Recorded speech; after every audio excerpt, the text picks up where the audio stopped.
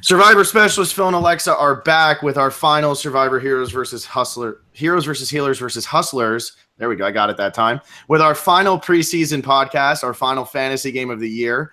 It's our fantasy draft, and instead of doing a Phantom Tribe, we've brought back one-time Kickstarter hero and also boot list dominator of Phil and Will, Vaughn Stewart. Great to be back. Very exciting stuff. The hype has been pretty high, but I will try to live up to it. Yeah, you had an advantage.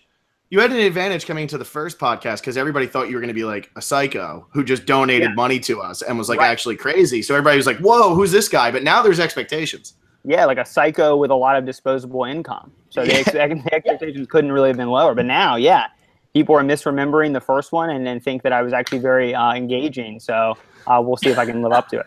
It was all the shirt. That was it. Yeah, I know. It's true. It's true. That's right. What? And you were showing us beforehand. You also have another Survivor prop that's actually hanging over you. Is that your bed? Prop above me here is the Nuku Small Challenge mat from Game Changers. Decided to commemorate my fantastic bootless performance by buying the challenge mat for this season.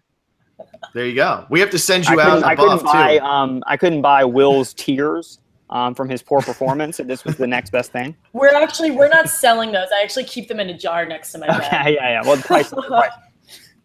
That's better for us. Yeah, we have to send you out a buff. I know you were kind of like us on Game Changers. You weren't too thrilled. You didn't really want a Game Changers buff, from what I remember. That's correct. I have to decide. It's going to be a tough decision which of the three in season 35 I'm going to pick. I actually don't know. We'll see. Maybe I'll come closer to which tribe I prefer after we go through this. There you go. There you go. All right, so we're back with this. Just quick announcements before we get going really far. If you haven't liked our little Facebook page, go and like that. We brought that up. My Dan Barry thing is getting posted. We're posting. It's happening. We're doing it tonight. We're gonna post it. My nonsensical rant is now being posted in Word. Don't judge the.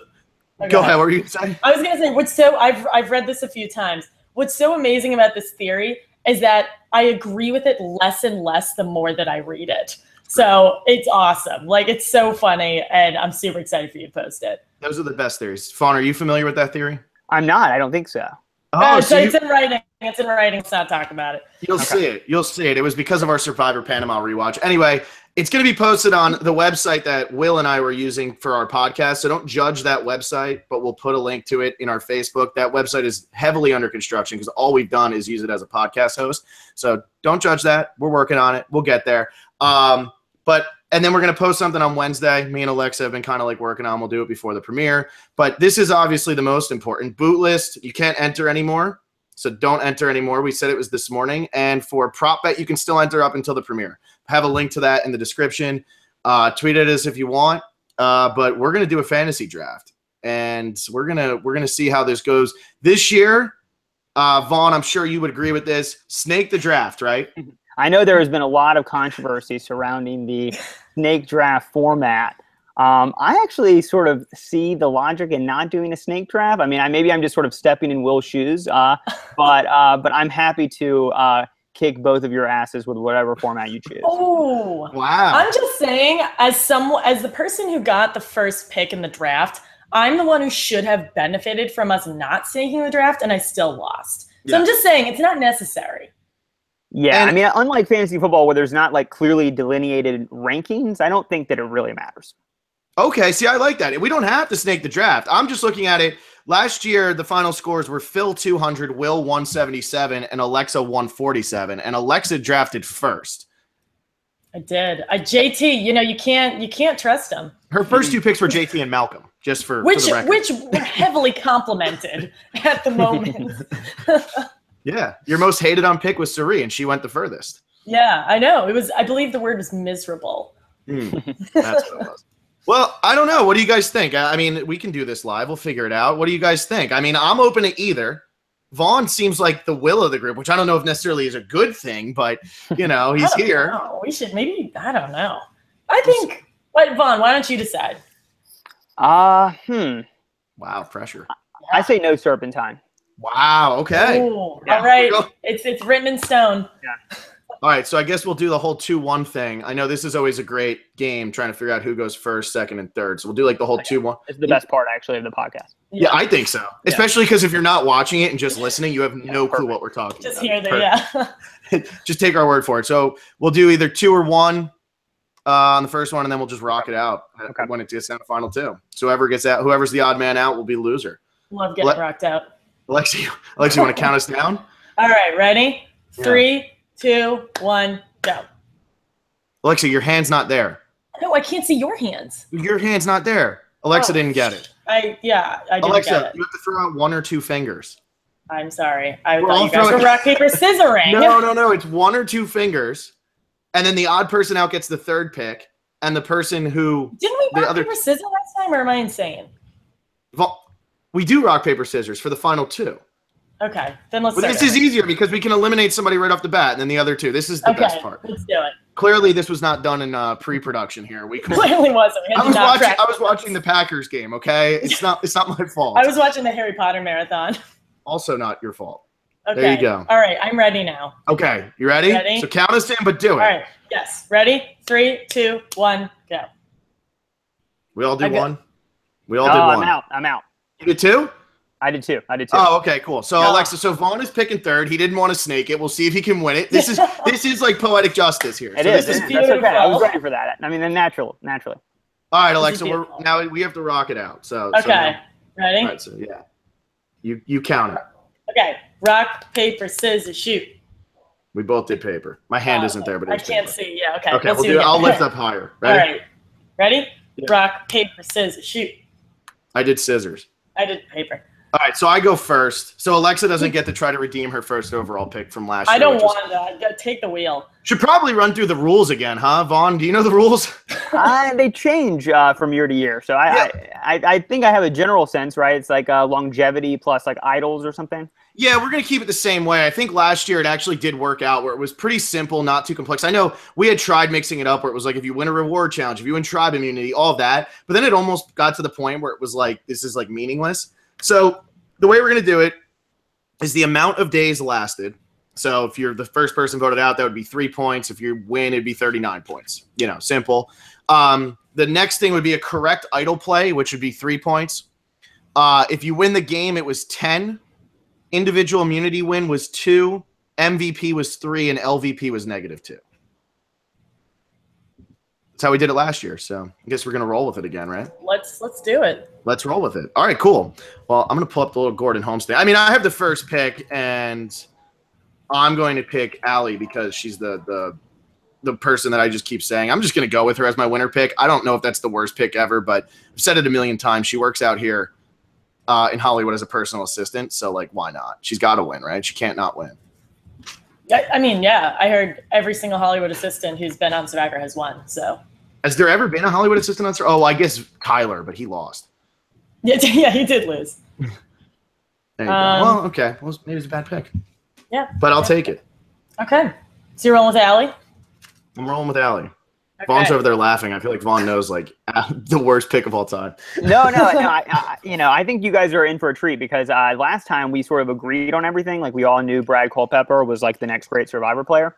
But this time I actually, I've been listening to your cast assessment and all of that, obviously. And I think we're going to have some divergent ideas. Now, Allie, I do like. She's one where I agree with you guys that I think she's going to be charming without being so obvious of a threat. And so I think she's pretty much a lock to go, post-merge and at least be at the end game.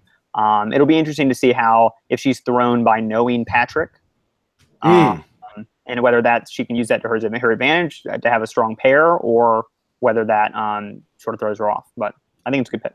Yeah, what I find most interesting is that Allie and Patrick are the two who know each other, and I have the most in common with the two of them, So it's like, how does that happen?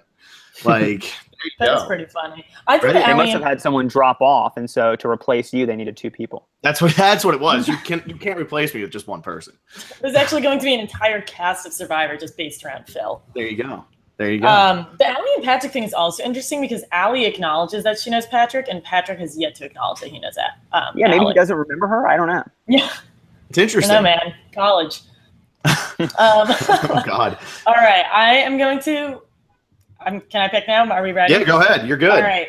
I am going to pick Ryan as the first member of my fantasy team because I think he's going to go far. And last time I did a fantasy draft, or last time, we did the fantasy draft, it was all returning players. So I have nothing to base these people off of except for my judgments. And Ryan is the one being shoved down our throats. Like, we're seeing a lot of Ryan, which I can only assume means that he's going to make it a good distance. He might not win, probably won't win, but he's going far enough for me to feel confident in him. And what's interesting is you took all the hunks last year. You took your Malcolm and your JT, and that just completely backfired on you. So I guess yeah. So I'm taking the complete opposite. There you go. So speaking of backfiring entirely, I was so confident that I was going to get Ryan with my first pick. I had another costume prop for you guys. Oh my god! I'm going to put it on anyway, just in admiration of Alexa's great first pick for the rest of the podcast. Man, if I had a red turtleneck, I'd be putting it on too, but I don't have one. Oh, this is so good. In a tribute to the skinniest Ryan of all. Vaughn, so who did you think I was going to pick? I don't know, right? I mean, Desi, right? I mean, weren't you hyping up Desi? Yeah, she's my winner pick. Yeah, she's my girl. I also thought that I would be a little bit better at the 1-2 game, right? But, There you go. Yeah, you lose. Sometimes you end up not getting a player on your team, and I don't have like an Alan Ball jersey handy, so you just got to roll with what you got. I love it. You look great in the turtleneck. Thank you. I knew I would. I mean, that's the main aspect of this. Yeah, and I like how the headphones are now stuck under the turtleneck. Yeah. Your whole podcast is now over. Yeah, you can't change this. You have to keep it. Oh man, that's devastating. See, look at Alexa just ruining dreams. My That's God. exactly. That's what I would put on this is the face for. of someone who got screwed with the 1-2 game, the Serpentine, and someone not picking their winner pick as their first pick. But So that's you're okay. taking Ryan as your okay. winner. What? You're taking Ryan as your winner. No. I did, but I mean, you'll see. My winner pick is going to be my next pick. I'll just go into why, unless you want to talk more about Ryan, Alexa. So, oh my God, I completely lost my train of thought about this. Oh no, actually, for someone who is tuning in right now, this is so good.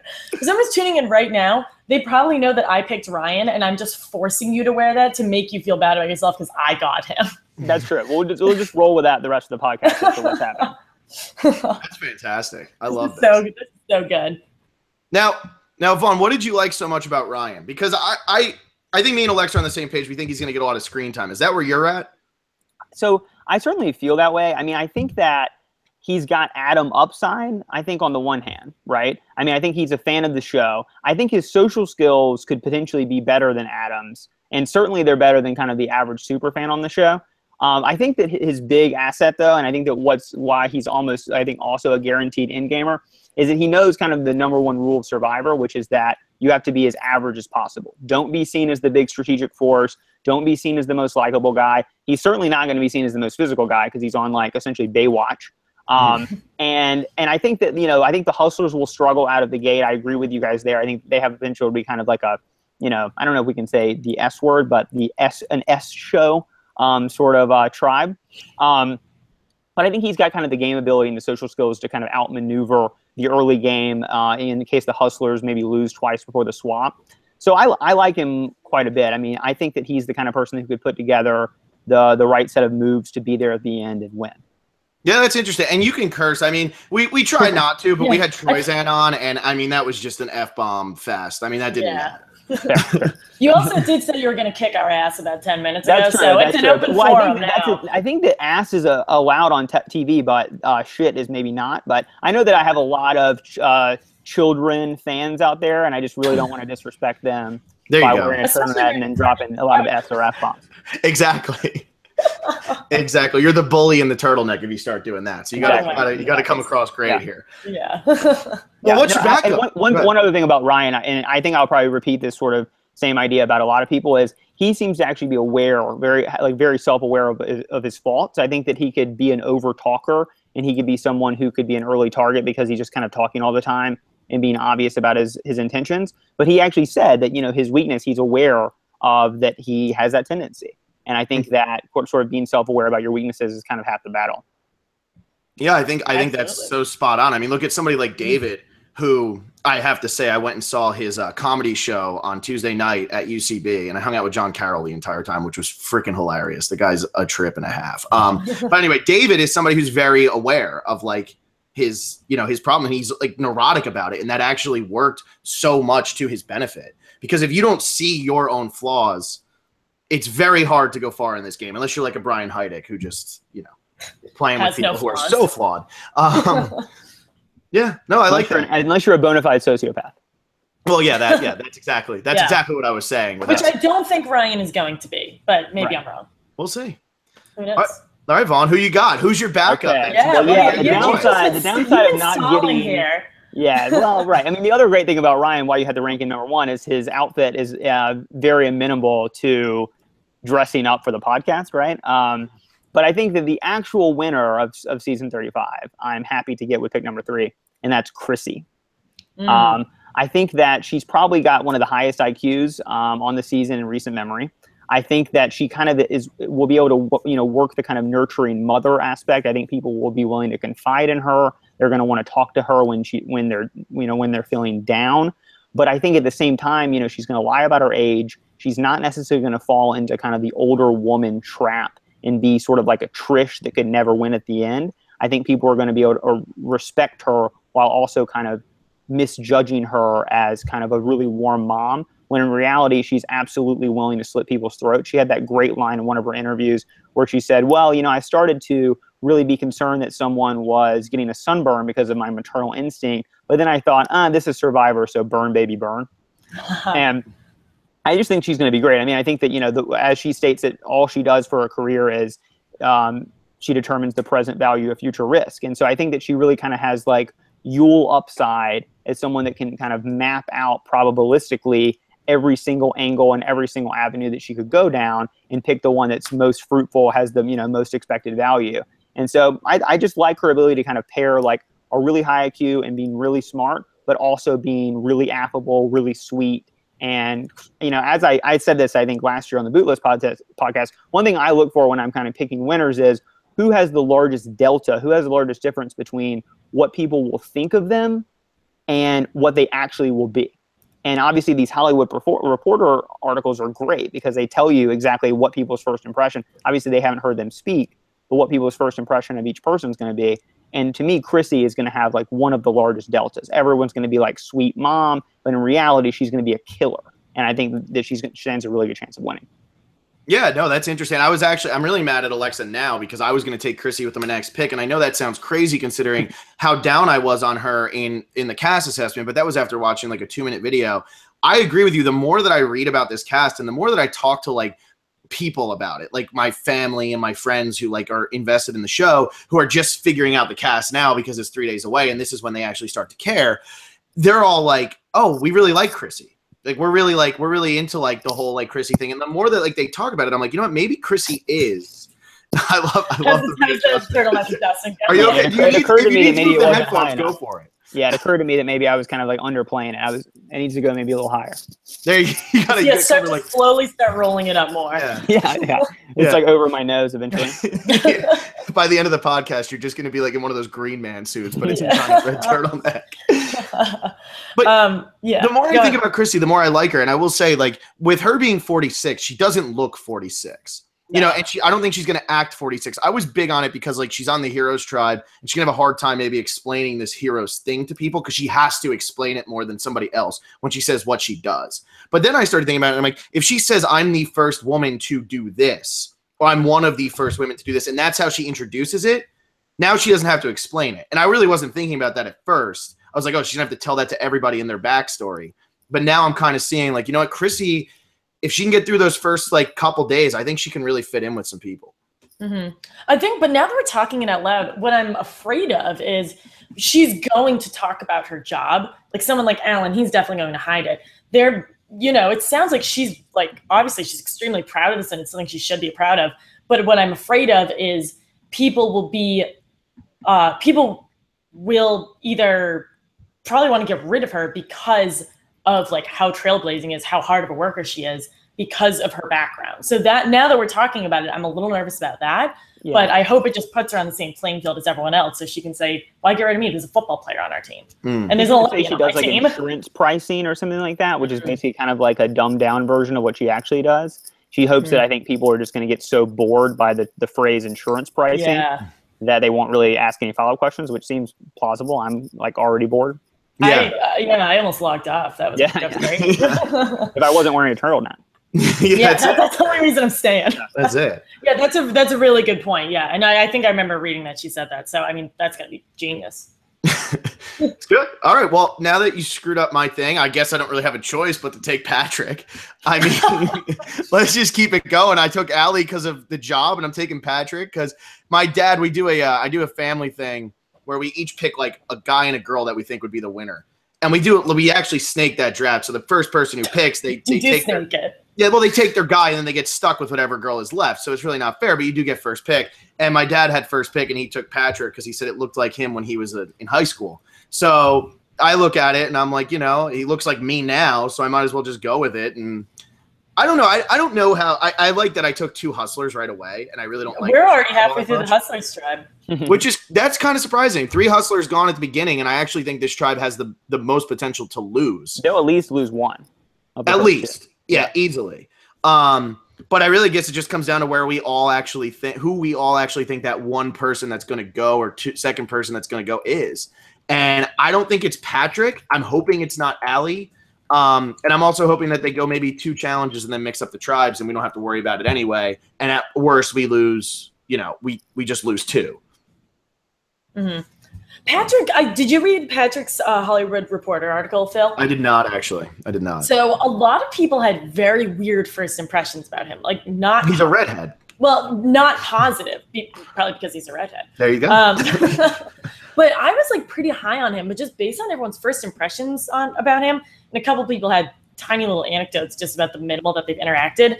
And a lot of his... all the other contestants are really low on him, which makes me really nervous for him.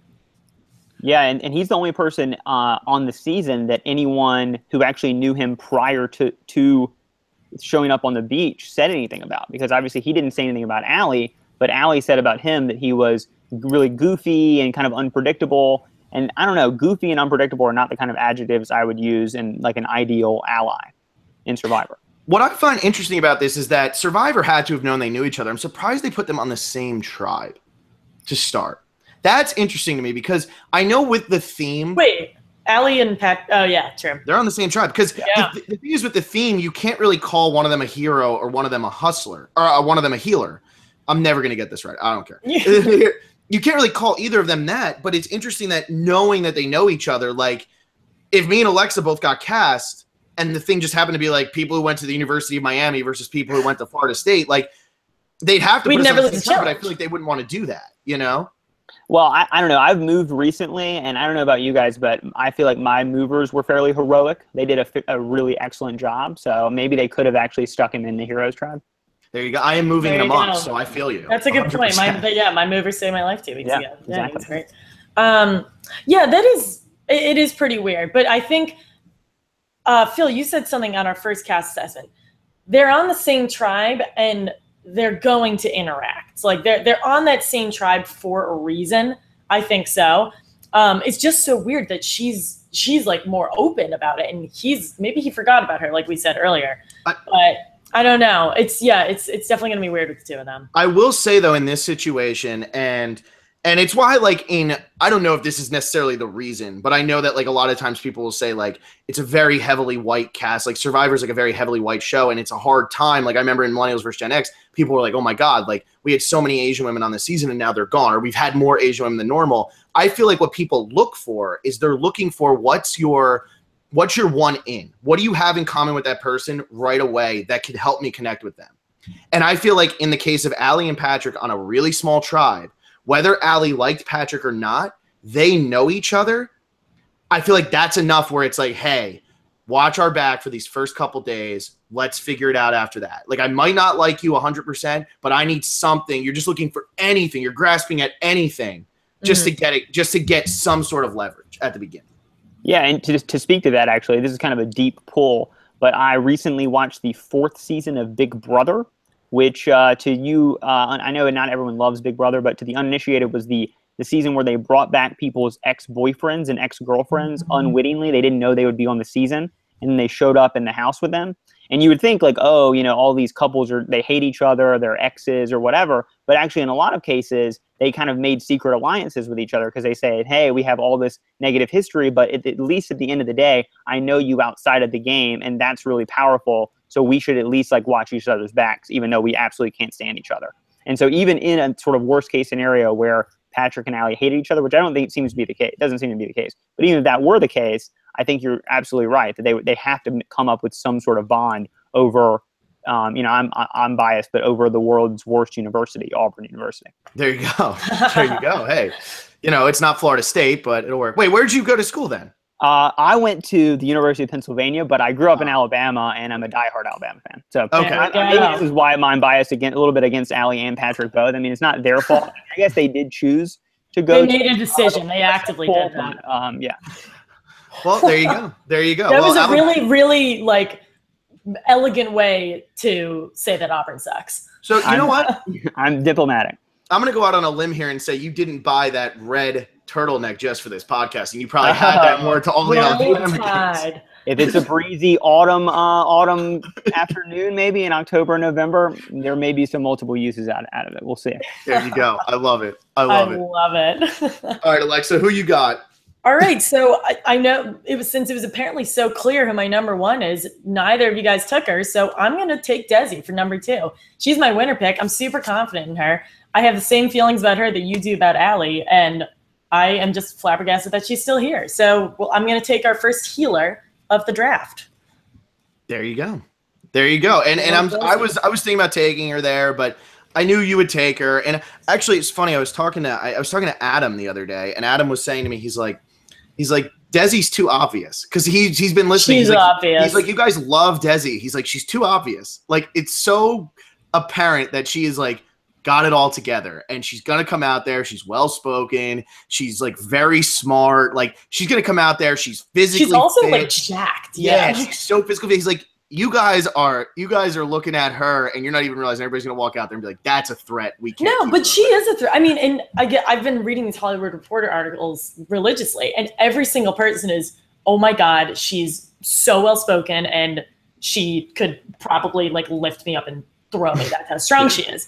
But I think, and so many people lie about whether, I think like David, great example, Millennials versus Gen X, said that he was, watch Survivor here and there.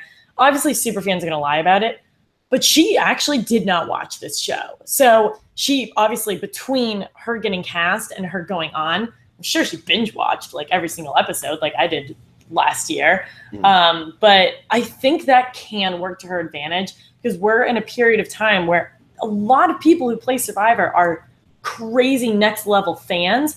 So her having a maybe just more natural way of playing, I think will work to her advantage. Yeah, I mean, I think that she's someone who's clearly going to do well in the game. I think you look at her and you think, she's likable. She just kind of exudes kind of a badass streak that I think everyone, I think it's very easy to see her making it to the merge, making it to kind of the final 8 or final 9. I do think at a certain point, people are going to say, hey, she's so obviously a threat. She's one of the few females in recent memory where people in pregame were like, wow, she's like clearly an amazing athlete. And I think that, you saw even with Michaela, she would dominate challenges, and people really still weren't thinking of like, oh, we have to get her out because she's such a physical threat. People just don't think of that of women. But I feel like Desi actually could be one of the rare women where people are identifying her as a physical threat as well. But actually, when I think of Desi, my wife actually had a great line about her. She said that Desi seems like the kind of person with really good handwriting. Meaning like she really has pristine handwriting. Yeah, in other words, it's like which is good and bad, right? I mean, clearly she's had a very successful career. I think she just kind of writes between the lines. She's kind of a rule follower. I mean, she said actually in her kind of binge watching that her favorite podcast was the a rival podcast nonetheless, but Why Blank Lost, which basically kind of gives a set of rules about how to how to win Survivor and how not to win and how not to lose Survivor. And so I think that combined with how successful of kind of a student she's been in the academic sense, I think she's like a really kind of a rule-oriented person, which will take you far. I mean, she won't be kind of an obvious early boot because she's annoying. But I think when it comes to kind of the next level of gameplay, once you get to Final 6 or Final 7, and she needs to think outside the box, it kind of remains to be seen whether or not she'll kind of live up to that challenge. That's interesting. That's interesting. That's interesting that, because like she's even like, what I think she says, like what she's most proud of is like that she became an assistant professor at the age of 26, program director at the age of 27. They don't just hand those titles to anyone. Yeah. And I feel like that's so spot on, is it's like she saw where she wanted to be and she said to herself, okay, I need to hit it by this age, this age, this age. This is exactly what I have to do. And she did it. But I do see what you're saying with that. We've all met people like that. They're just hard workers. They're tireless. They get what they want. But when kind of shit hits the fan and she's lost both of her allies and she's got to scramble, and she can't think of any analogs from the podcast or the season she binge watched, can she kind of make something happen on her own? We'll see. There you go. Well, we'll see. Yes, if she could do that this much by the age of 26, 27, I have a lot of confidence in what she could do in the final 6. So we'll see what happens. Yeah, sure. Okay. Who do you got, Vaughn? Okay, well, I actually feel good at how this is turning out, that in the sense that I'm starting with 2 heroes, which I think is the sort of safest tribe. I'm going to go with Ben with my second pick. I love him. I think that he kind of has this rough exterior, which hides, I think, a real inner warmth. I think he's actually kind of a softie, but with the tattoos and the kind of his big burly build, I think that people think like, oh, this is kind of this guy is going to be kind of wearing the black hat. But I think that kind of personality, where someone looks kind of rough and tumble but is actually kind of a sweetheart, really provides an opportunity where other people, when they meet him and they get to see that warmth, it'll make them feel special, that they're kind of cracking his hard shell. And obviously in Survivor, it's all about feeling special. If you can make someone feel special and feel valued and feel secure, then you've got their loyalty. And I think Ben's going to be able to have a lot of people coming to him and saying, oh man, I thought Ben was going to be this kind of like really tough nut to crack, but oh, he opened up to me. And he's just kind of, I think, like that. But I think he's going to be able to use that as a strategy to get further in the game. And I think that he's going to be able to sell himself as kind of a Keith Nail, who actually kind of has upside strategically and socially. Well, it's also he's a little similar to Kyle or Jason, whatever you want to call him, because everybody, I remember, I think it was Michelle who was kind of like, wow, like when you find out about like his daughter and everything, and like he's not, he looks like this guy who just, he comes out, he's cracking his knuckles, he's a bounty hunter, he's telling you he throws people in the back of his car and stuff. But then once you actually talk to him and hear like about his personal life, you're more of a fan of that. I really like Ben. You've taken both of my people that I thought I'd be able to get in the next round. Because I was I'm the one wearing an outfit for someone I didn't take, so I don't have too much time. And I so who's the real winner here? If I'm gonna put on all this makeup to look like Patrick, I better damn well take him. So.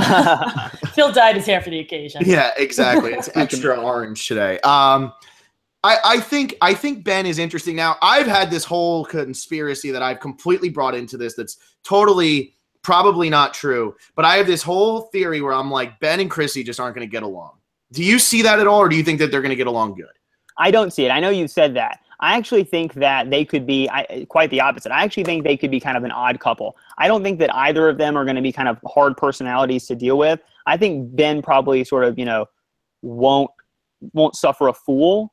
Mm-hmm. But I think that Chrissy has such an affable personality and such a warm spirit, and also is going to be so cerebral about picking kind of her battles and her interactions and her allies. I don't think that she's going to make the mistake of blowing up with anyone. I think if anything, I was thinking when I was listening to the earlier podcast that it's almost like when you guys were talking about Chrissy, who you really were talking about, it was someone we'll pick later, is Katrina. I actually think that if Ben's going to get in a fight with anyone, it's going to be Katrina, who I think is really kind of hard-headed and set in kind of her hippy-dippy ways. She said that one of her weaknesses is bluntness, and we can talk about her later. But I think Chrissy is someone who is not going to make that mistake. She's too smart a player to get into a fight like that. And I think that Ben is kind of a gentle giant. I don't know if he's necessarily going to be getting any fights either. I actually could see them working well together. I think I'm doubling down on the Ben being a gentle giant thing. Everyone's first impression of him is that they love him and that he seems like a big teddy bear. And exterior, on our cast assessment, we didn't believe that at all. But the more I'm reading about him, like you said, he has that warm interior that people are just going to gravitate to. And there's a funny joke. I think it was in Simone's Hollywood Reporter article. She was saying that they were taking a cast photo, and the producer's like, "All right, do something goofy." And Ben apparently leans over to Jessica and he goes, "Is it okay if I grab your butt?" And she's like, "Sure." And they like do this hilarious thing. And And I was like, we never in a million years would have guessed that Ben would be the one to say that. So I think that's just a tiny little glimpse into what Ben is probably like just this goofy, super fun guy. Yeah, and I think to go back to my whole like kind of Delta point, I think that, you know, he's going to really come across as kind of a good old boy hick. And I think really the wheels are going to be turning there. I think people are going to underestimate him, and I think that's going to work to his advantage as well. Yeah, no, I agree with that. Yeah, no, I agree with that. And I keep getting it mixed up between him and Alan. He was the one who said he was the grizzly bear and the teddy bear, right? Yeah, we mixed that up. That was Ben, though. See, that's what kind of turned me off just a little bit to him. I was like, damn, I don't want to see this guy get to a point. I know he was in the Marines and everything, and he had been stationed, so he's been hungry before. He's been doing all that. But I just don't want to see him get to a point now where it's like you're not like living with these guys as your brothers. You're kind of living with these people as like, I got to get rid of them at the end of the day too. And I could see how that could kind of put you in a different mindset where you're like, I'm just damn frustrated with this person. Get them out of here. Mm-hmm. Who you have, Phil? God, I'm going back and forth. Yeah, now I'm losing a little steam. I'm going back and forth because I thought I could get like Chrissy in 2, and then I could get Patrick in 3, but then I jumped the gun on Patrick. But I'm gonna go. I can't take another hustler, that's for sure. So I'm gonna go Jessica, and I feel like this girl is gonna end up getting like 15th place, and I've I've just gotten so hyped on the fact that she's just pumped to be there and wants everything to happen to her. And I feel like she's going to be like the sad story of Survivor where she comes out and nothing happens to her. But I'm going to take Jessica because why not? Like, I figure, like, let's see what happens. Let's go for it. I think this was my girl for the prop bet game that I said we'll find an idol. So maybe she finds an idol and she just keeps cruising through the game. Just stumbles backwards into the final 3. That's all I need. Hey, that's a lot of points. That was my team last year. Oh no, I had Sarah. That was Will's team last year. He had Troyzan and he had Brad. Mm-hmm. So Tony. Yeah, well, he did have Tony. What do y'all think of Jessica? I really like. I mean, she seems to me kind of like the obvious archetype of someone who's going to do really well at the game. You know, being a nurse practitioner and that kind of thing. But what do you guys make of her strategy of wanting to be kind of like the angel to someone's devil? Do you think that's like a winning strategy? I'm not sure we've ever seen that like routinely successfully work as a strategy. I feel like the first example I can think of that is the Julia to Scott and Jason, and that didn't work out super well. But I think I don't love that idea because I just don't love pairing with a villain. You know, I'm a little scared of that. I'm trying to think who we've kind of seen master that and really do that. And really, like, you almost want to, like, Natalie White could almost be like the angel to Russell's devil. Yeah, I think she's probably the only winner to pull it off. But I think that's kind of an aberration, right? Like, I think Parvati's affiliation with Russell may have really cost her that. Like, I think that if you don't end up in a final 3 with kind of the evil guy and then another one of your alliance members, which is what Natalie White benefited from, you actually end up with the evil guy and then someone who wasn't there who was kind of fighting the evil, then I think you could be, you could end up getting second. And in most case scenarios, you do get it. Just to keep going with Samoa, in most case scenarios, Brett somehow finds his way in there, right, and ends up winning the game. And then Natalie's actually the GOAT, and Russell still gets his 2 votes from whoever, while Brett just cleans up with everybody else. So that's how it normally works out. It's interesting because I think it can get you far into the game, which our big thing here is days lasted. So I'll take that. But I think it can get you far into the game. I just don't know. I don't know that we've ever seen it really work. I mean, I guess Amber was kind of the angel to Rob's devil in it. That's actually a great example. I think. So it can work. Danny could have. Well, Danny didn't really work with Stephanie that much. But it worked out because she was in that situation. Okay, those are 3 winners right there. The evil guy actually sort of has like Russell's ability to work himself out of a jam. That like you don't. In other words, you don't get kind of like evil plus someone who's not very good at the game. Well, right? Like Rob and Russell actually, for all their flaws, were pretty good at kind of the maneuvering aspect. Absolutely. Well, my question would be, who is the devil that you get for her? Would have to be Joe, right? If she was going to choose someone on her own tribe, it had to be Joe. Yeah, because he seems like he's ready to go out and play aggressively. And actually, what could work in her favor is that early on, if Joe's really like loud and in everybody's face, and I'm not saying like in like the first 2 votes, but I'm saying like still like pre-merge stuff like that, even like early in the merge, if they're still together, they're gonna look to get rid of him first because he's so loud in your face, and she's just kind of like the wingman. Right. Yeah. Okay. Yeah. She also so Jessica was interesting because I've I've been listing out all of the boot lists, like everyone's boot lists, all 200 and something of them. People have Jessica at 16 or 1. Jessica is never sitting in the middle, which I find super interesting. And that's very telling about what people view her as. Yeah. Yeah. So there you go. There's your big differential thing. People always ask us. We've been like kind of like not ignoring the comments, but we haven't been reading the comments because we do like these like fantasy games, and we kind of want them to like stand on their own a little bit. Like because like otherwise you just get random comments where it's like the last 45 minutes of the podcast is them just like talking about stuff that has nothing to do with fantasy game. But people have been asking like who's going to be like the big boot list spoiler, like because like I think it was it wasn't last season. It was like, was it last season with 34? Somebody like where people, it was Darnell in Coron. Like he was like the big winner pick, and then he gets last place, and that like, so people are wondering like who's it going to be this season, and it seems like Jessica's going to be that for somebody. Yeah, is that who you chose, Phil? I think I said Lauren was going to be the backwards one. Who did you say? I don't remember. I don't remember. Get back and listen. Yeah, I don't know. It was so long ago now. Yeah, it's a whole week. Yeah. All right. So for my third pick, I think I'm going to keep the heroes trend going. I'm going to take JP. I'm taking your guy, Phil. I'm not super impressed by any of his pregame stuff, but he's really athletic. He seems very easygoing, which, like you said, Vaughn, be the most average person on the island. I think he can do that. He's probably going to make it to the merge just because this guy, he's a firefighter. He's a built guy. And because he's so easygoing, I don't think he's going to bother anyone. So he may not win with that, but he's not going to be that annoying person that we're going to get rid of. So that's my reasoning with him. Yeah, he does. Go ahead. No, all you, Vaughn. Okay. I was going to say, Alexa has, to the extent that I've kind of trademarked the word svelte, I feel like Alexa has trademarked the piping hot take. Yeah, I think that what's funny is if Simone has had some piping hot takes of other people in the Hollywood Reporter articles, I think that JP has had some ice cold takes. They've been freezing. It's freezing. It's like all he says, they're actually hilarious. Like everyone should go back and read JP's take of everyone. Every single one is like another girl. We'll see what happens. It'll be interesting. Or another girl. This is another guy on the show. We'll see. Like it's like literally the same thing every time. It's just acknowledging whether the person identifies as a male or a woman, and then it's saying that it'll be interesting, and then acknowledging that we'll see what happens. It's like the same thing. I mean, you can just imagine things like that. Whoever like Wiggler or whoever was doing the article was probably just like tearing at his hair, like, dude, like give me something. Yeah, that's all I can think of. Oh my gosh! I will say.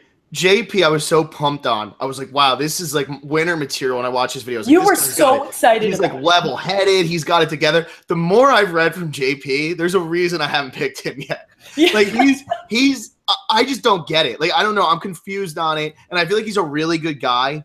But I really do. I get like Tyler vibes from him where like Tyler was a really good guy who would have won the game had he made it to the end. But like he was never going to get to the end. And I almost feel like that's like where JP is sitting now, where it's just like, this guy is like too scared to be mean to people. So he's too scared to almost play this game hard. And he's very self-aware, but where that's normally so good, I almost feel like that could actually be detrimental to him. Yeah. But you know what? We're playing a game for longevity. And right now I don't really see a reason for him to go home pre-merge. And now that I'm on my, my second half of my picks, I'm happy with him and things like that. Yeah, well, that was. We'll see what happens. That was third round. Just me and two guys. We'll see what happens. Yeah, he did that. I love it. Oh my god! All right, Vaughn, end the third round. Okay, all right. So I'm just gonna keep this rolling here with the heroes as well. I'm gonna go with Alan. Good one. So Alan, where's your Alan Ball jersey?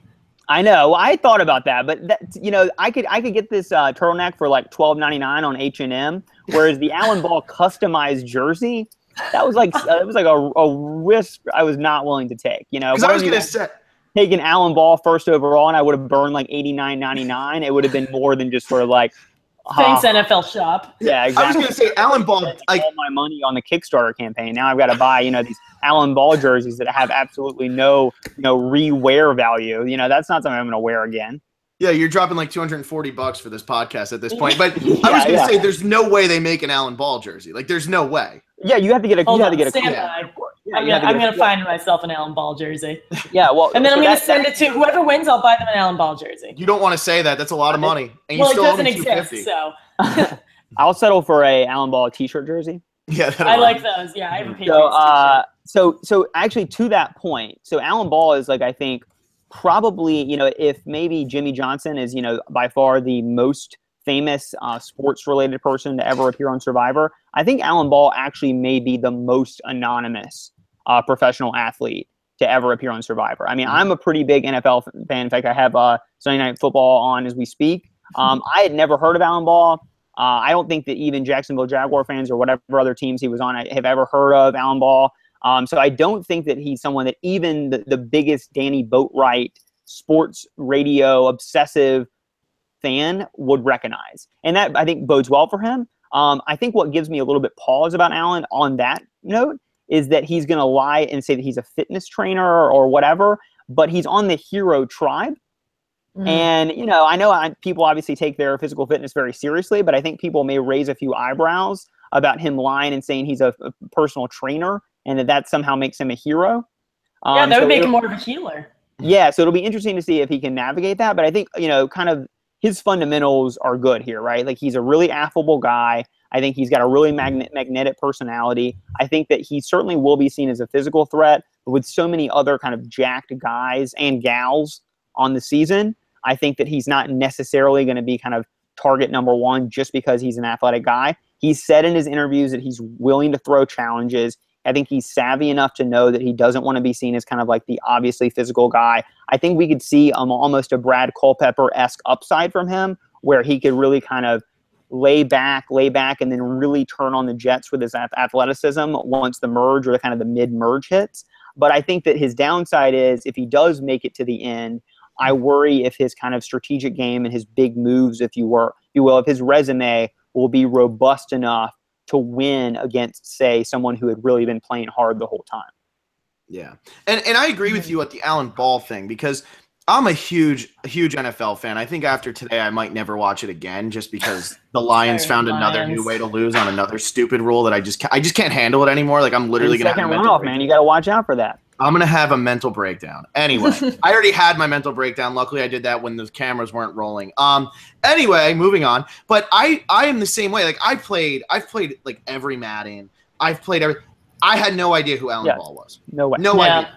No. He was never even somebody where I was like, let me sign him in free agency after year 15 in my stupid fan. I have no idea who Alan Ball is. And I do think you're right. The problem with Gary Hogeboom is not big of a career because he didn't have a great career, Gary Hogeboom, but he was a quarterback. Exactly. Yeah, he's the face. Yeah, you're never seeing Alan Ball's face. Did Alan Ball ever do an interview? I don't know.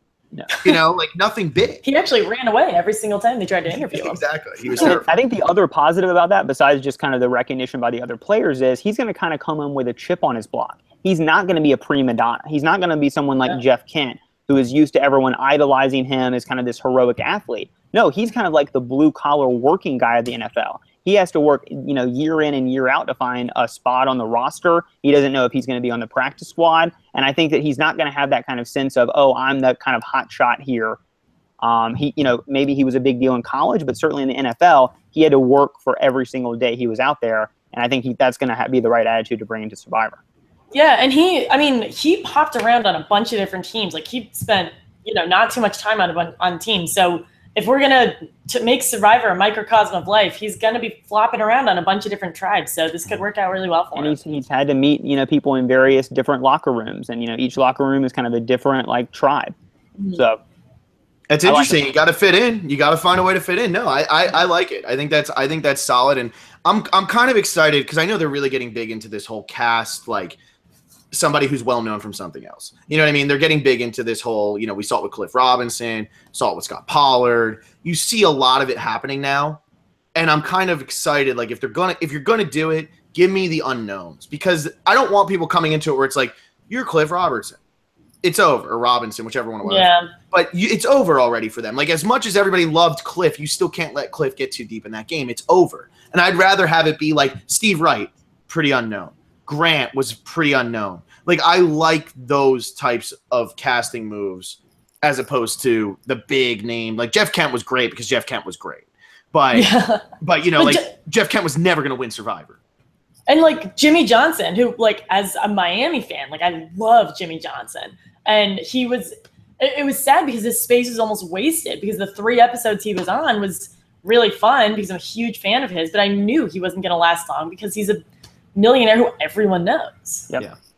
So, yeah, I think it's good. I like if they're going to continue to cast, like, quote-unquote famous people, I'm glad that this is where they're trending. Yeah. It's definitely better, I think. I'm gonna go with this. I don't have a hero yet, but I'm not too high on the other 2 heroes left. Spoilers. I mean, now you guys know that I probably won't take them. But I gotta adjust my rankings now. Yeah, adjust everything. This is changing out. Can we please pause? 1 second. Yeah, just give me 1. Gotta tear up all my sheets. Yeah. I'm gonna go Joe. I think Joe's gonna go far because I think Joe's also been pretty active on like social media and stuff. I think Joe is like super excited for this season to begin. Like, I think he's really pumped. I think he's so vocal that I'd be really surprised if Joe wasn't like a shining star of this season. He's very vocal. He's been very active on Twitter and everything. He seems like he really wants to go out there and cause some havoc. And he's also a pretty strong guy, and that tribe is very strong. I mean, if you look at that tribe from top to bottom, minus Mike, it's a very strong tribe. And I think that Joe is just – you can't get rid of him if you lose, and I honestly think that the Healers tribe is not going to lose for the short amount of time that these 2 tribes are together. I think that could be good. Yeah, that's a good pick. I don't know how I feel about Joe, so I'm not confident in him winning, but I know he's not going to go out super early. Yeah. I like him a lot. I thought his interview, I thought he was really charming and really kind of disarming. I think that on the one hand, as a law enforcement kind of guy, I think he'll be able to kind of recognize deception in others, and I think he'll be a good liar. And so his upside is kind of Tony 1.0, Sarah 2.0. But I think his downside is maybe Sarah 1.0, which is that maybe he overestimates his ability to do those things and kind of thinks he's kind of going to be this like super law enforcement guy, and really he falls short because he's too arrogant. But I really like him. I mean, I think, the other thing profession-wise it'll be interesting to see is he says he's not going to reveal his real profession. But unlike someone like Chrissy or Alan Ball, who already kind of have pre-selected things they're going to say instead, he has said, I'm just going to make it up on the spot. I'm going to see what the theme is. I'm going to see what my other tribe mates are saying their profession is, and I'm just going to make something up. So we'll see. I mean, that'll be at the very least really fun to watch him sort of navigate that. It could be an early hurdle, but hey, I mean, if Jessica, who I think will be a strong player, is going to be knocking early on to use him as kind of the demon to her angel, then, maybe they have a kind of a strong 2-person alliance, which goes a long way in a tribe of 6.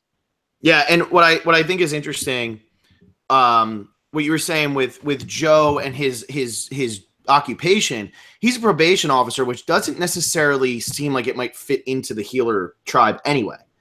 Because like that's not necessarily what you think when you think of a probation officer. A normal person's going to be like, oh, they're a healer. So if he's on the Healer tribe, it might actually be more beneficial for him to lie about his job if he can come up with something that actually fits into what does a healer do. You know what I mean? But he has to also not say something that somebody else does, because if he's never done it, he's screwed. But I'm sure as a probation officer, he's talked to people from all different walks of life and all different areas and everything. So I'm sure he's got like a pretty good grasp on a lot of different jobs and, everything. Yeah, I'm excited to see what he says he's going to be. Because healer, as someone if you come in not knowing what the theme is going to be and someone says you're a healer, immediately I would probably go to doctor, but would he be able to speak to being a doctor that much when there's a nurse practitioner on your tribe who's trying to be your ally? I don't know. So this could be, I think he'll be fun. Yeah, I think he'll be pretty good. I'm curious to see how he goes. I like that. I'll let you guys keep picking, but I'm just laughing at who's left here. I know. I'm struggling a little bit. I like it because it's like when we had the Phantom tribe, Will and I would always be like, okay, those 6 we knew the 6 coming into it that we're never picking them, but yeah, no, now we gotta. Yeah, okay. I think I know who I'm gonna pick. I am gonna go with Devin. I'm gonna go back to the Hustlers, taking Devin for my number 4. I think in terms of guys on this season. We have, this Heroes tribe is stacked. This Hustlers tribe is a tribe we're saying is going to lose. They're probably not going to get rid of arguably their strongest guy when/if they lose their first 2 challenges. And then assuming he makes it to the merge, he has Greek god Cole. He has potentially Olympian Katrina, NFL player Allen, ex-Marine Ben. He has a lot of, as a strong guy, he has a lot of meat shields in front of him. So in terms of longevity, I'm not too nervous about that. It's just strategy. I'm not really sure because he says he's going to pull the Fabio. He's going to play up the dumb surfer bro thing, and that's what everyone thinks about him already. I'm just not so sure how far he's going to be able to roll with that. But with who's left, I'm really happy with picking Devin. Well, I think what's good with Devin is he's probably going to hit the merge, and that gets you points in this type of game because that means he's going far. And if he can win you an immunity or something, then you get points. I don't know if Devin ever wins. I don't really think I think Devin could play the Fabio, but I think he's going to be more Taylor than Fabio. Maybe a little bit more of a fan than Taylor, but I still think he's going to come across more as Taylor. He looks a little like Taylor now that we're talking it's about actually it. odd. Yeah. The best Devin line was when he was saying that he considered himself an intellectual, but that he was going to hide that fact by not using really sophisticated words like intellectual. He's playing 4D chess. Yeah. That's great. This is all a part of his master plan. Yeah. Intellectual and sophisticated is as much as he's got. Big words. Sophisticated was my word, by the way. So I think he actually has that one. Vaughn is trying to impress us with his $1 million. Oh, yeah, exactly. All right. Well, I mean, you're at that point. Devin. I'm at the point where that's what I got. I could also see Devin being the Garrett, where even though this tribe is small and they lose the first tribal and they have to go to the first tribal and they vote out maybe a Simone or maybe a Lauren or something like that. I could also see them being at the next one, man, Devin sucks. Let's get rid of Devin. No, I don't want to say that right off the bat, but that's what happened to Garrett. And he was this big, strong guy. And they kept Jatia and Cass and Spencer, obviously Tasha was the strongest one there, but you keep all of them and you get rid of Garrett, who on a small tribe, you don't have anywhere to hide, guys. Why would you do that? Just because they just didn't like him. All right, if Devin's not making the merge, then I want a Drew Christie. I want a Garrett. I want flames everywhere.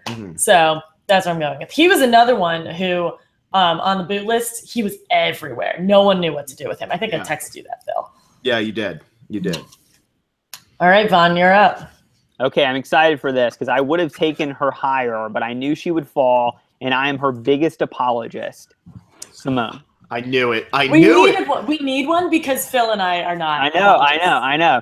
So I love Simone. Okay, so every Hollywood. I know that Alexa said, she's her Hollywood Reporter stuff is too negative or whatever. I think it's awesome. They're amazing. I think she's going to be an amazing character. She's the kind of person who there's at least a 5% chance she's actually watching this podcast right now.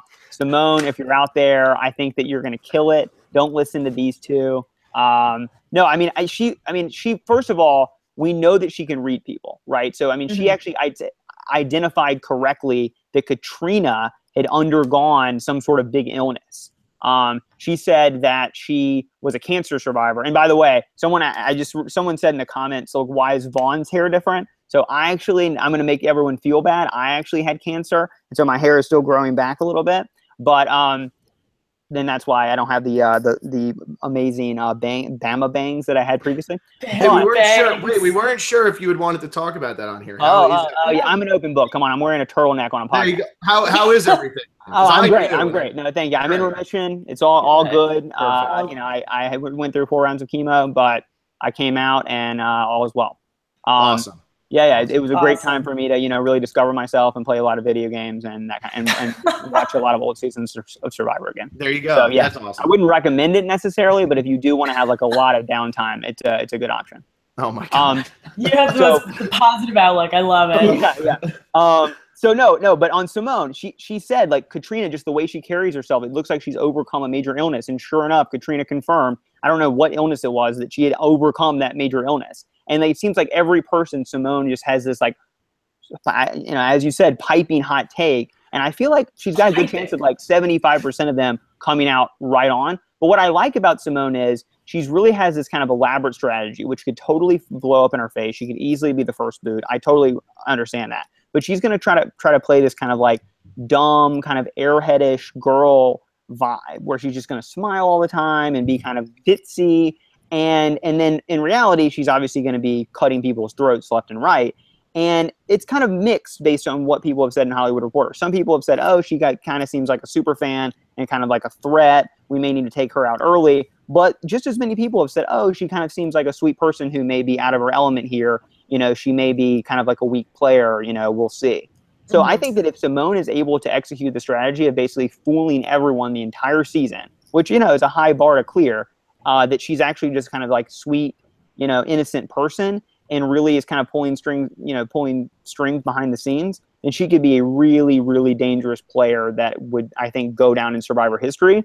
But I think there's an equal % chance that it blows up in her face right off the bat. I think that some people have already said, you know, in the pregame stuff that she kind of seemed like a little bit off-putting. So she definitely has very, very low ceiling. I mean, very, very low floor, but I actually think she has a pretty high ceiling. So I'm thrilled to get her here. Mm-hmm. And I got to say, you follow us, so you know, 32, I had Aubrey in 18th place. Right. 33, I had Michelle in, I think, like 18, 17, whatever. I had her so low. Game Changers couldn't really do that because I knew all of them. I thought I could get Simone because I was like, damn, I was so hard on her. If I can at least have her on my team. That was even I picked Andrea last season. Remember, like these are the big film moves here. Yeah. So I do normally try to take the person who I go out and say, like, wow, they're like, oh my God, there's no way they could win this game. Aubrey actually ended up on the Phantom Tribe, and that Phantom Tribe almost beat Will and I. So that just tells you how bad that was. So we let Aubrey slip. Michelle, I think I ended up taking. But then last year I took Andrea in like the second or third round. I figured that if anybody was going to take Simone, it was going to be Vaughn, because I know Alexa hasn't really been feeling it. I wasn't sure when you would take her because I thought maybe you'd be like, oh, they won't take Simone, so I'll just get her in the 5th or 6th round. Like, that's probably who I'm going to be stuck with. So I really thought I could take her in, like, the 6th round and just get her as my last pick. Well, the last hustler that I wanted went right before me, so I wasn't taking any chances. There we go. There you go. All right. Well, you really hit the nail on the head with her. She's super aware, and she, you know, what she said in her Hollywood Reporter article is Asian women do not do well on Survivor. Statistically, they do really poorly. And she knows that going in. And for her to try to play up to that stereotype as much or as little as she wants, I think that could work in her favor. And for her sake, I hope it does. It'll be fun to watch either way. Mm-hmm. Yeah, no question. All right. So I got to kick off the 5th round now, huh? I know. Got some. So we got some people left. All right, I'm gonna go out and I'm gonna take Cole, mainly because I think he can last long in the game. Maybe he wins an individual immunity. Maybe he wins a challenge for this tribe that ends up landing him MVP. I feel like Cole could be somebody that I could get some points from, although I don't see Cole as the winner of this season. So a lot of people on the boot list game have Cole as their winner, which is crazy. Really? That's kind of surprising. Yeah. I know. I haven't really done too much with the prop bet yet, so I'm not really sure like who like the winner vibe is there, because I know a lot of people would put them, you know, that'd be like the first one. Like you have to make a winner pick there. I haven't really done too much with that, but I'm curious to see who people generally have, because Cole surprises me. I mean, I know he does like a lot. He has like that wilderness thing. He's climbed like the 2 tallest peaks in the Western Hemisphere. Like he says, like he's like this big guy who like wants to go out and like, you know, he's more in it for like the adventure, I feel like. So I feel like that could work for him. I don't think he's ever going to win, but in the 5th round, I'll take him and, you know, feel good about it. Yeah, I think he'll last a while.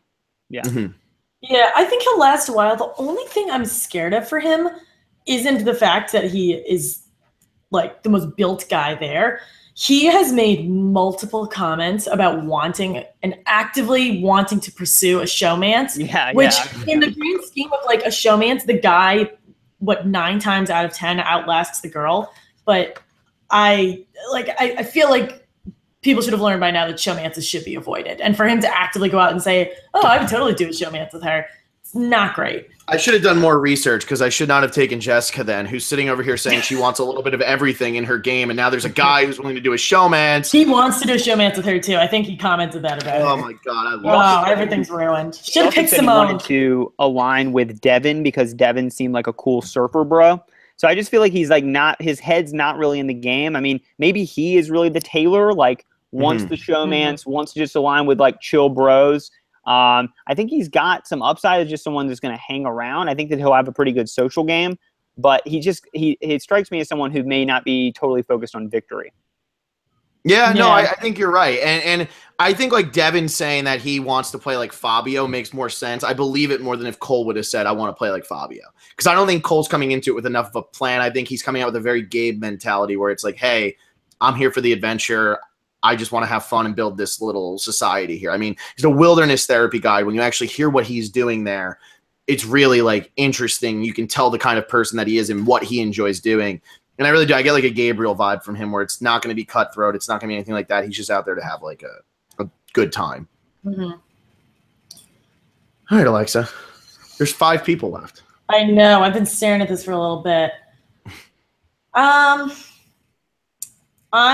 am going to take Katrina. I'm going to go roll with my heroes a little more.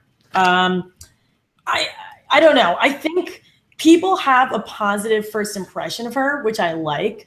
And she can probably get this. People are probably going to look at her similar to the way that they're going to look at Chrissy, which means that they're going to underestimate her. And I'm really banking on this whole Olympic swimmer thing. I think that'll be really good for her. The last Olympian, we know how that worked out. So I don't think she'll be similar to Crystal Cox. If she is, then I'm pumped to have her on my team.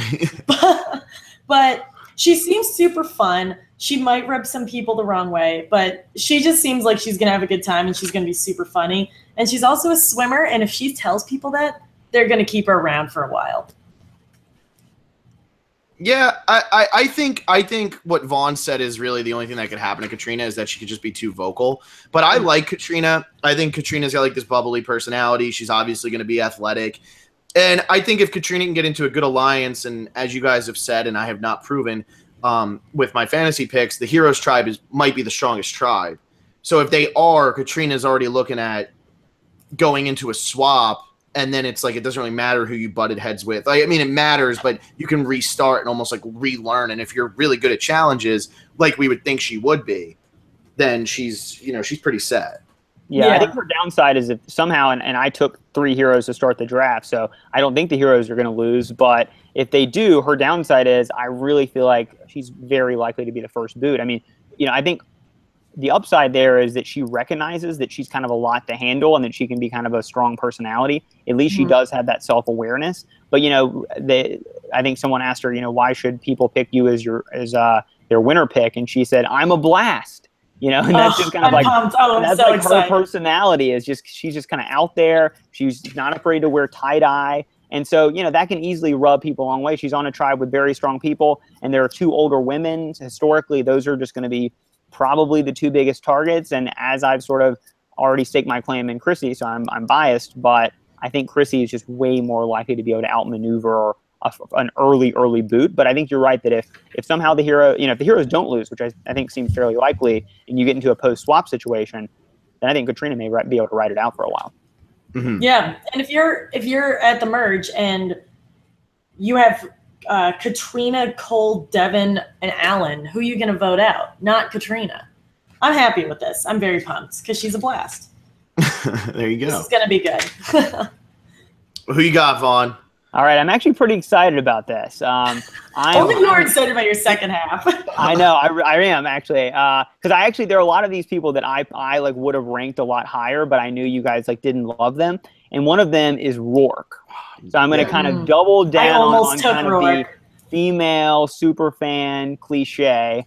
I think that Rourke kind of has a Denise Yule ceiling as someone who knows the game, and more importantly, 2 great winners. 2 great winners. And I think that's her ceiling because I think that what's so appealing to her is she's approaching the game from a kind of human dynamics and psychology angle, where she's a therapist. She's used to working with people and kind of affirming them and hearing them out and listening to them, that can be a really powerful force that I think Denise used to her advantage. And I think Yule also is kind of familiar with human psychology, he has said. And I think Rourke could really use those kind of tools that she knows from an academic standpoint to her advantage. Now, the downside is Shireen. Because, obviously Rourke is kind of, a really big super fan. She's active in the Survivor community. And she's said herself that she has a tendency to be kind of a know-it-all, to be kind of a corrector. At least she has that self-awareness. But if she's unable to kind of resist those impulses and instead kind of let her psychology degree do the work, then obviously I think that she has a very low ceiling and could potentially be kind of the first healer boot. Yeah, I could see that, and that's why I didn't pick Rourke. I really like this healer's tribe, and I think this healer's tribe has, you keep using the word, but I think they have the most upside. I really do. They might not necessarily come out there and scream like we're the strongest tribe, but I feel like they can, like, if they can mesh, this could be a tribe where you look at it and you're like, how did the tribe with Mike and Rourke win every challenge? Like, just kind of like if you go back and look at Korong, like the Braun tribe lost everything because they just didn't work well together. Mm-hmm. And then you look at the Beauty tribe who didn't lose anything. And you're like, that's a tribe that had Michelle, Anna, Julia, Ty, Caleb, and Nick. So it's like, yeah, Caleb ends up being the one who gets medevaced. Everybody else is, not very strong. Like, realistically, I mean, Nick was pretty good, but at the same time, Nick goes to one tribal and gets voted out. So, like, I kind of feel like this healer's tribe has the ability to be kind of like that Beauty tribe, also yellow, And I do think, like, if Rourke can get through, Rourke's hardest part of this game is going to be those first few days. And I feel like if she can get through those first few days and actually start to get to know people, I think she's got a really good chance to go pretty deep in this game. I'm just scared that if this tribe loses, they might actually take a liking to somebody like Mike and boot Rourke. Yeah. Go ahead. The only thing I'm nervous about her is I'm looking at her tribe, and I don't know who she's going to align with on her tribe. Swap-wise, I think there's a lot of people she can work with. But if Cole and Jessica are running off into the sunset together, she said Joe is going to be Tony-esque. And I don't know if I would want to align with someone who I think is Tony-esque. And then that leaves Mike and Desi. And I don't know how much she would gel with them. So if she, like you said, if she can get her footing early, I think she could really roll with it. But I'm not sure if she'll be able to get that. Yeah, I mean, I think that her upside, stems from the fact that kind of going back to kind of the whole perception versus reality thing. If you look at the Hollywood Reporter article, a lot of people just don't have a good read on her. I mean, a couple people said, oh, she could be kind of a threatening superfan type, but most people were like, she looks kind of like a swimmer. Maybe she's like some sort of athlete. I mean, people really were not viewing her correctly. And so, unlike the reason I had her lower than Simone is I think Simone's strategy is kind of going in like, I'm going to totally hide who I am. I'm going to be like this sweet, darling person, but in reality, I'm going to be this cutthroat animal. Whereas, Rourke hasn't said that. I think Rourke's just going to be Rourke. And so people may be able to pick up on kind of her Survivor obsession. And so she could kind of turn into Shireen. But people, at least at this point, don't have that read on her yet. And so if she really kind of embraces her inner therapist, I don't know. I think she could go pretty far. It's going to be interesting. I would love to see like a Rourke-Mike alliance kind of emerge here, because I feel like that's like the type of odd couple that makes a season really fun. And like I feel like, on these 3 tribe seasons, you get to know the characters, I feel, a little bit better at the beginning. And I feel like Mike, because there's nowhere to hide, so you're instantly looking, like I was saying, for the one thing you have in common with somebody.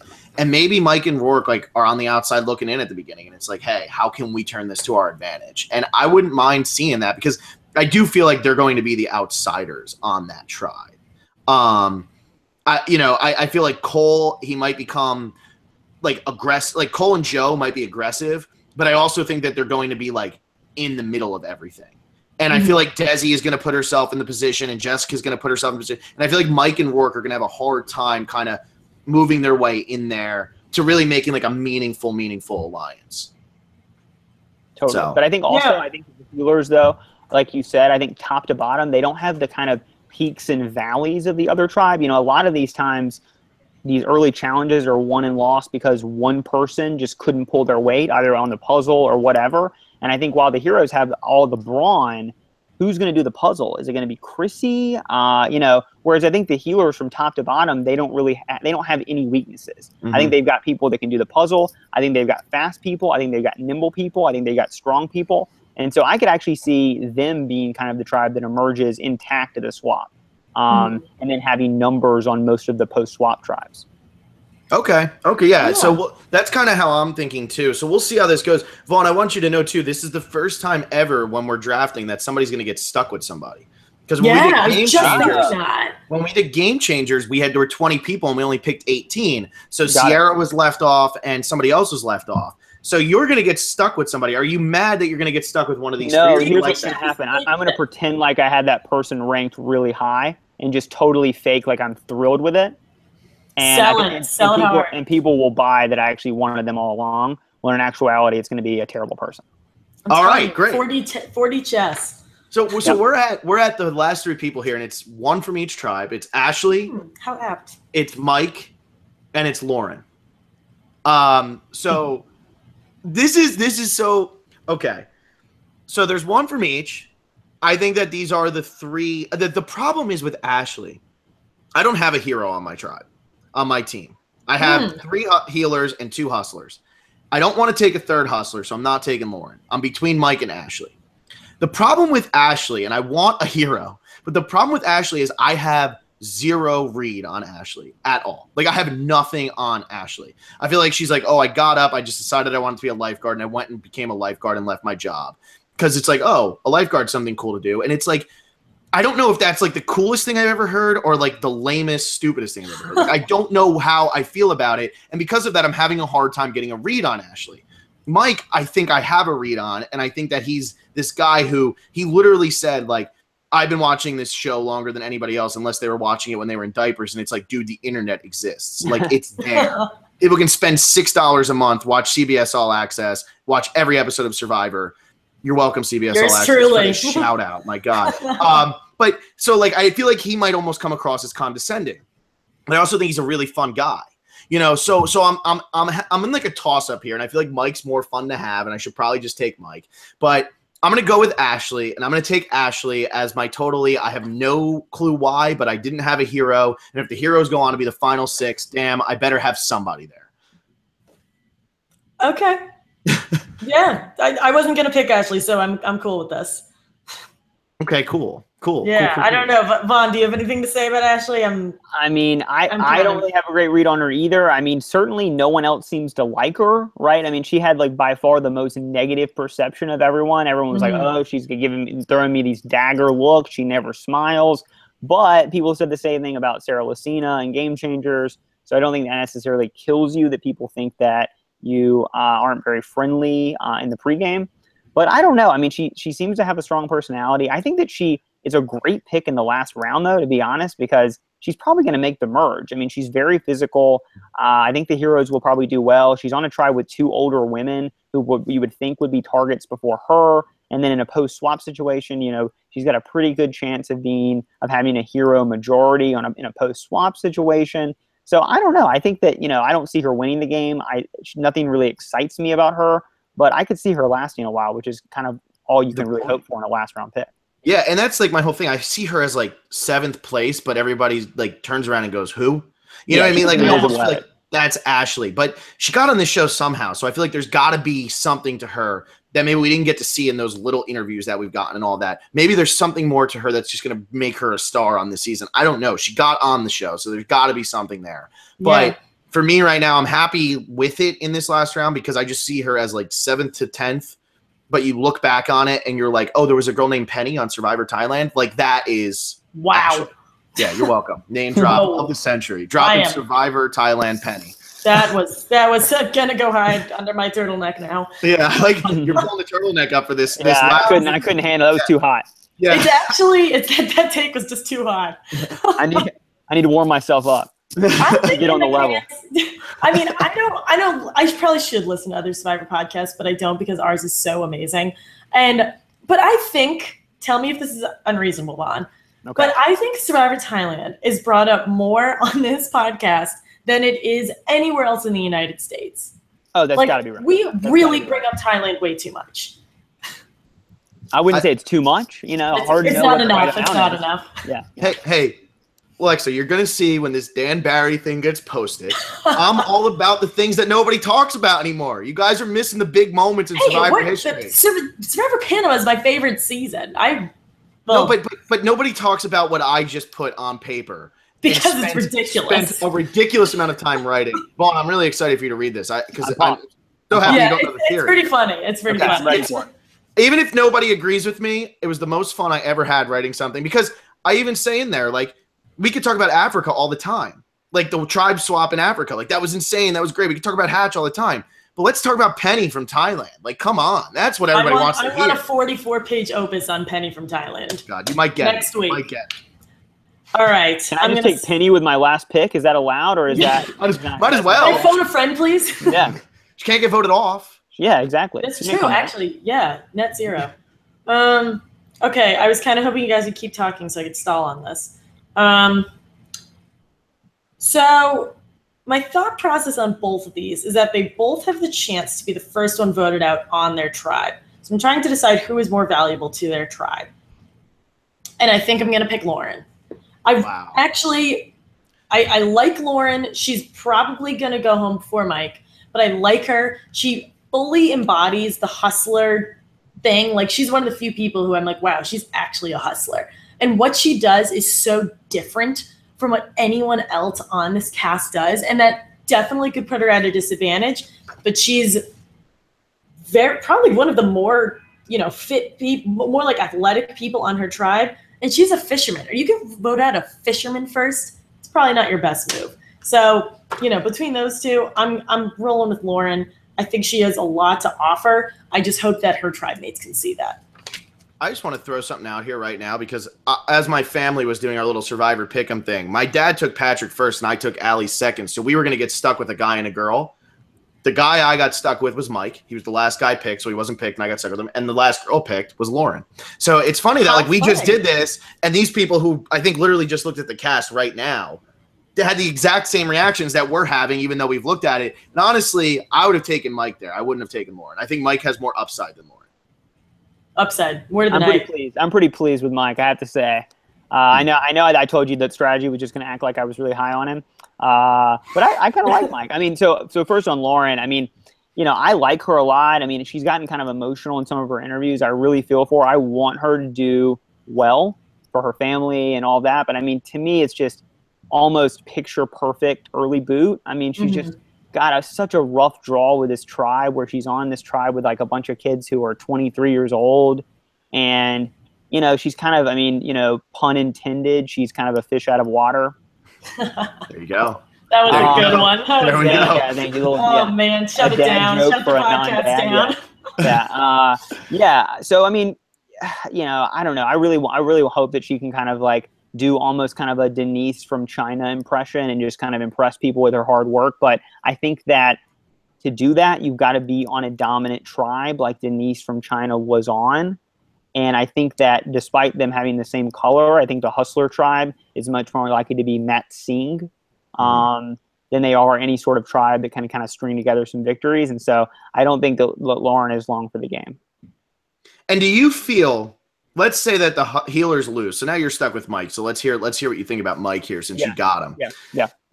If the healers lose, do you think Mike is the first person booted there? Realistically, without even saying who's on your team, do you think it's Mike? Yeah, I think it's probably Mike. I mean, I think that Mike is probably one of the most dependent on the healers doing really well, which is the case for a lot of these people that have been picked later on.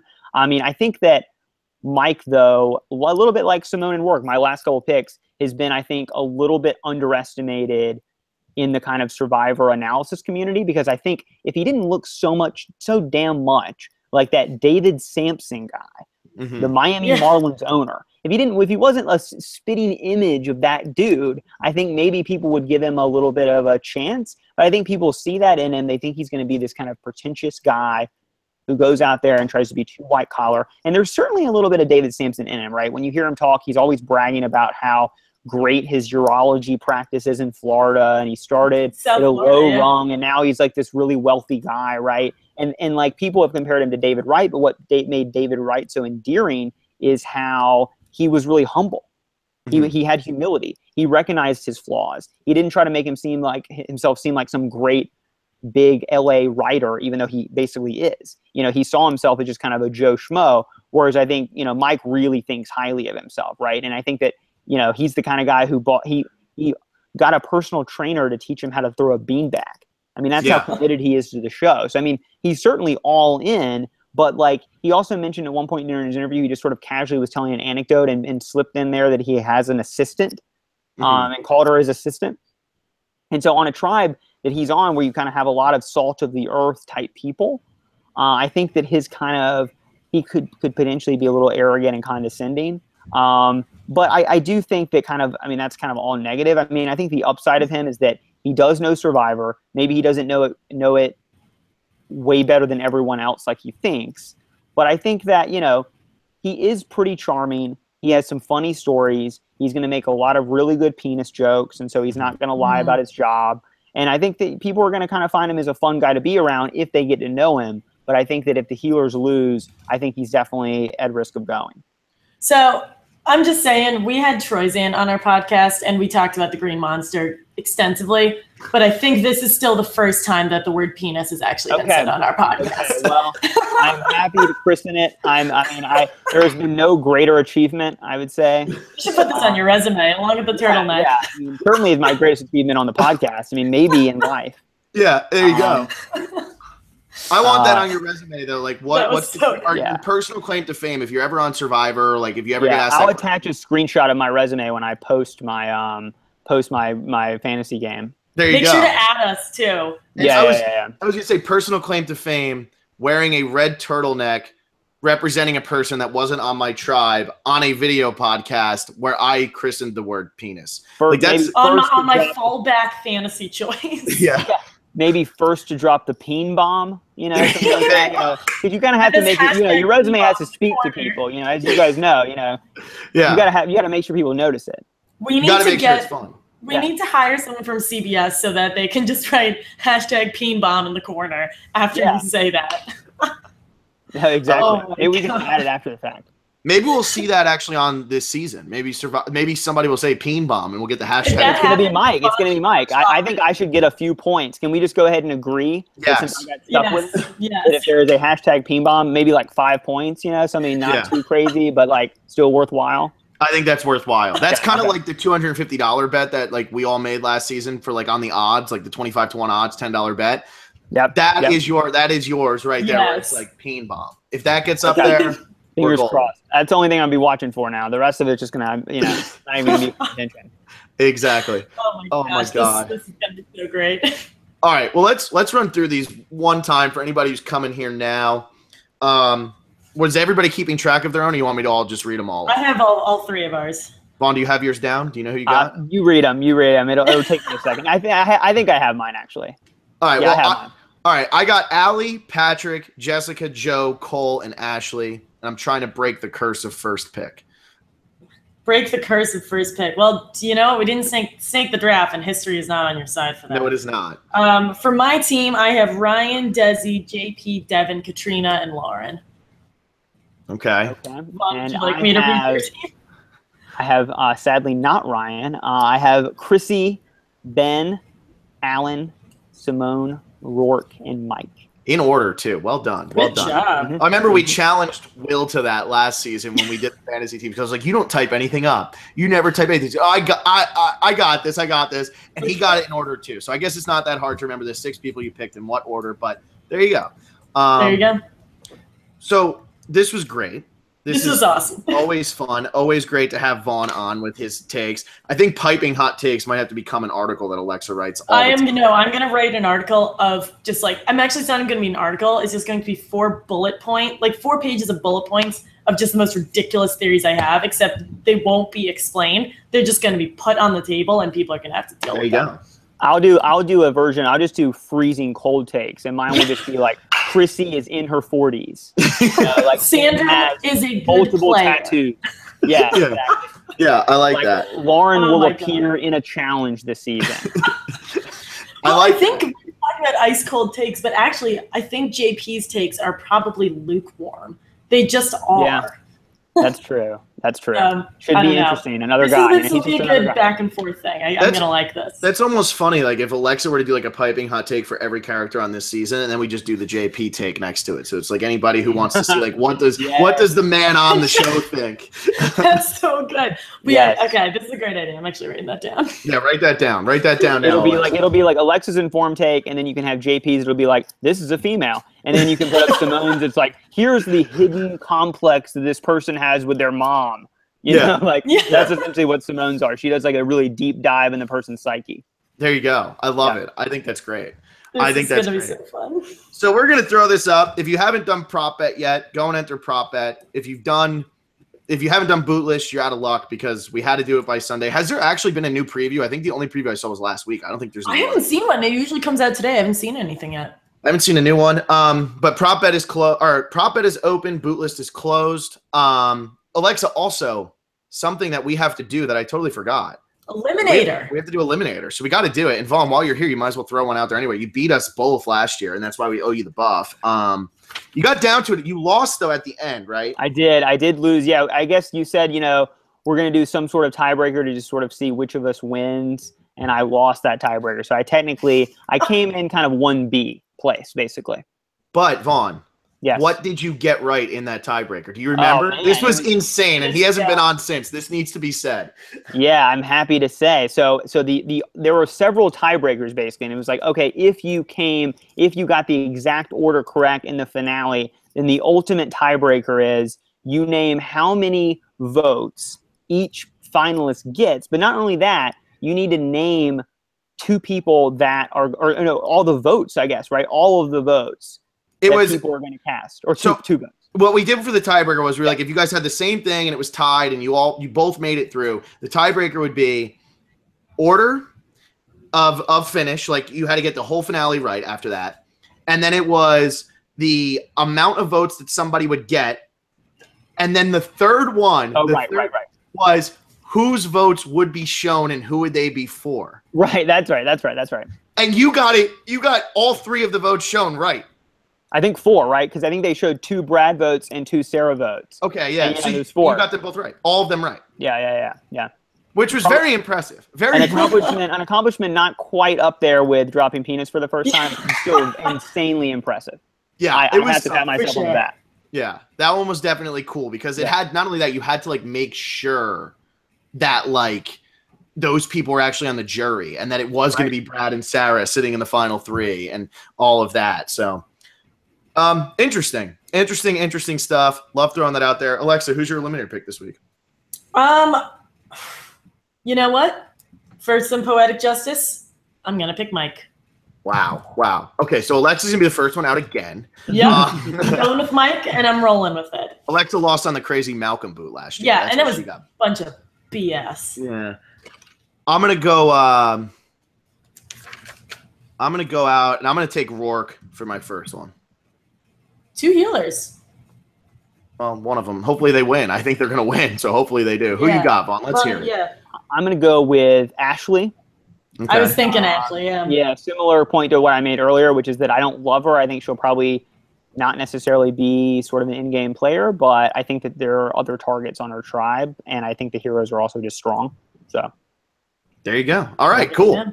I like it. All right, perfect. So we're going to post that Dan Barry thing. I just sent it over to Alexa. We need to make one change, and then we're going to post it. Like I said, ignore our website. It looks like crap, but we are just using it at the moment for putting our podcast there. So anybody who clicks that and is like, this is what they made, we know, we get it. Keep in mind. Vaughn's losing steam. Vaughn's losing steam. So there we go. Get ready for that. Yeah. Hopefully somebody takes a screenshot of Vaughn in this and he can make this like his profile. I know your Twitter handle is like Vaughn for Maryland. So I'm assuming that's something with like politics or something. So it'd be perfect if that could be your Twitter handle photo. Perfect. I'll send it out to Ryan because last time, with my Zeke shirt, I sent it to Zeke and said who wore it better, and I got him to respond, and he said very succinctly, me. Period. Yeah. Which was correct. He did wear it better. Yeah. Zeke pulled that off perfectly. That's a great Zeke really owns that. All right. Well, I got a couple pictures while y'all were talking. Okay. So perfect. You look great. Very political. I know. Thank you. I appreciate it a lot. All right, so this is the last. This was it. Alexa's going to never sleep again on a Wednesday now because we're gonna be I gotta catch up on that sleep I'm losing like right now. Yeah, because we're gonna be coming to you late because I now work a job that makes me work till 7 on the West Coast. So I'm not gonna be able to watch till like the 8 o'clock. Maybe I can get a stream a little early, but we're probably gonna be doing East Coast time. Alexa's gonna be a zombie. But I'm gonna be slugging coffee. It's gonna. There be you great. go. That's it. Then she won't sleep, and then she'll be even worse on Thursday. And then I, you know what? Working 4 days a week is totally fine in my job. So perfect. That's what we like to hear. So we're gonna be coming to you on Wednesday. We know we haven't read comments in a while. It's gonna be tough on the Wednesday podcast now, reading the comments then because Alexa, is going to be up till like 1 in the morning every time. And she doesn't need to sleep. But the comments will be being read as the season goes on. We will be doing that. We know we always got a lot of comments. We know people like to hear them. So even if it has to wait till the Sunday podcast most of the time, just know they're coming. Know we're not blowing you off here, but this was the fantasy draft podcast. And, you've heard our takes on all these characters. So let's worry about it when we get there. Alexa, wrap us up. Yeah, no, I'm totally with you. So in terms of timeline, tonight, sit down, buckle up, and read Phil's Danbury article because it is an emotional roller coaster. After that, we'll be coming in probably Tuesday night, maybe Wednesday morning at some point before the premiere. Phil and I are taking a theory that we talked about extensively on this podcast and just kind of running with it a little bit more. We think it'll be a good tie-in to the start of the season. Then Wednesday night, we'll probably be live maybe midnight EST. So actually, we're going to get those West Coast viewers back that we lost from last season. So we'll come up with a more exact time. This will probably be our trial run on Wednesday. But we're super excited for this season. The more we're talking about it, the more pumped I am.